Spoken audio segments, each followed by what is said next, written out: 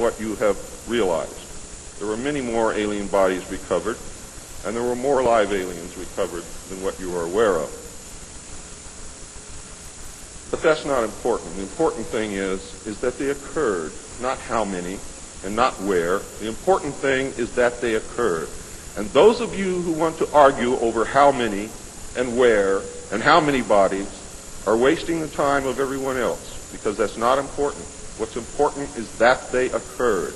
And there are two crashes that are so important that the government will go to any lengths to prevent you from finding out.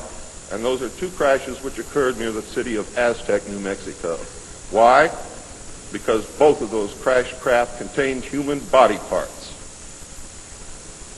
And they are deathly afraid of a national panic.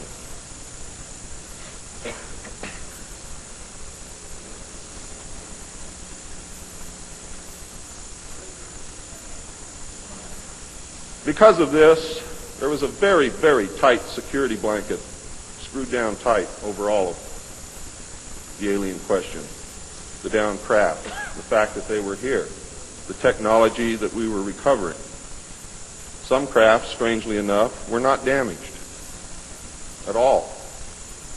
But we could not recognize anything that we had previously known as mechanical, electrical, hydraulic, or any other thing that we knew of, except eventually we discovered that the craft contained a small reactor approximately the size of a large football or a small basketball, which was said to be a clean reactor, and the craft, this particular craft, used or seemed to use water as fuel.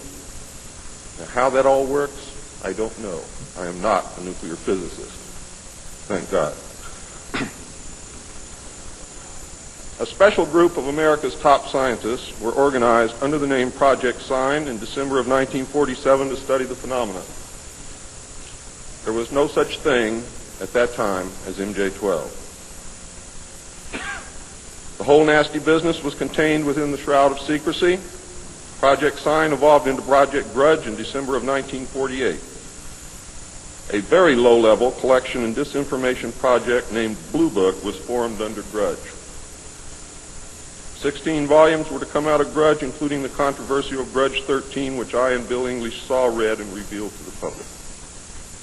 Blue teams were put together to recover the crashed discs and dead or alive aliens. The blue teams were later to evolve into alpha teams under Project Pounce and Project Pluto. During these early years, the United States Air Force and the Central Intelligence Agency exercised complete control over the alien secret.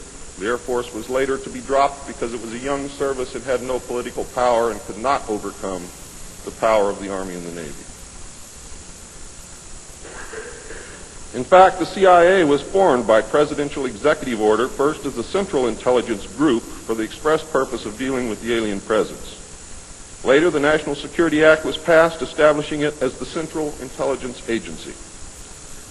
The National Security Council was established to oversee the intelligence community and especially the alien endeavor. It was not created specifically to form national policy.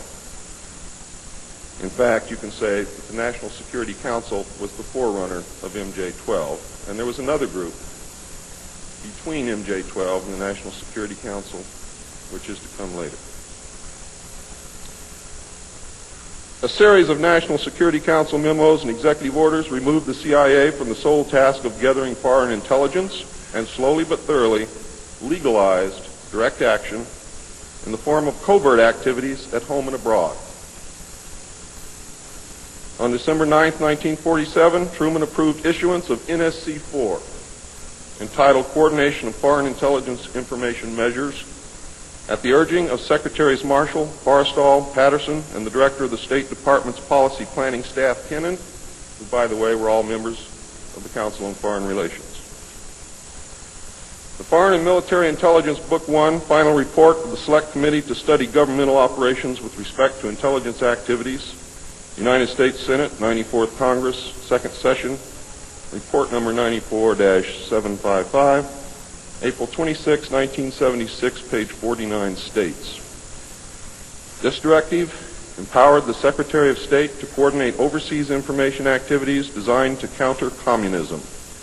A top-secret annex to NSC-4, which was NSC-4 Alpha, or 4A, for those of you who are confused by military terms, instructed the Director of Central Intelligence to undertake covert psychological activities in pursuit of the aims set forth in NSC-4, and secretly was to run a psychological operation against the American public to hide the presence of UFOs and aliens.